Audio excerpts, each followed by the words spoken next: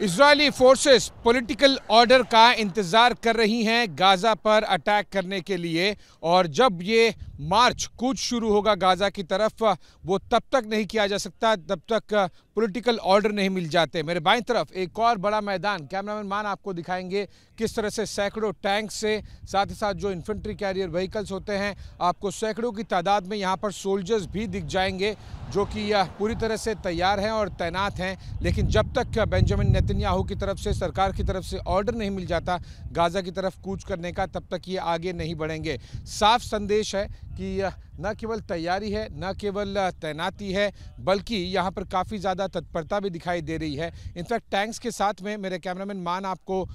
उस एक छोटी सी मिट्टी की जो उन्होंने ट्रेंच बनाया हुआ है वो भी दिखाएंगे। वो बहुत महत्व रखता है कि भले ही सैकड़ों टैंक्स यहाँ पर हैं, लेकिन इन टैंक्स पर किसी भी तरह का अटैक नहीं हो, इस लोकेशन पर किसी तरह का अटैक नहीं हो, इसीलिए इस तरह से आपको कई 5-7 सोल्जर्स इस पूरे मैदान को सुरक्षा प्रदान करते हुए भी दिखाई देंगे। तो जाहिर सी बात है कि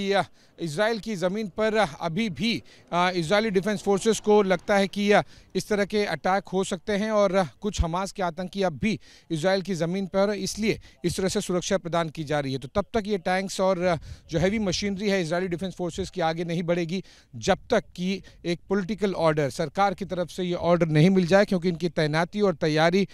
तो एबीपी न्यूज़ आपको पिछले 5 दिनों से लगातार दिखा ही रहा है। लेकिन बहुत ही पेचीदा ये एक डिसीजन होगा आगे बढ़ना, कब बढ़ना, क्योंकि आप जब बड़ी तादाद में आगे बढ़ेंगे सैकड़ों टैंक्स के साथ में और इन्फेंट्री कैरियर व्हीकल्स के साथ में, तो जाहिर सी बात है कि आपका भी कोलैटरल डैमेज और नुकसान होने के चांसेस बहुत ज़्यादा होते हैं। और इसीलिए सारे कैलकुलेशन करने के बाद में diplomatic, political, on ground situation, बंदूकों वाली सिचुएशन, ये सभी को पूरी तरह से भांपने, समझने और कैलकुलेशन के बाद में ही ये फोर्सेस गाजा की तरफ कूच करेंगी जब इन्हें सरकार की तरफ से ऑर्डर मिल जाएगा।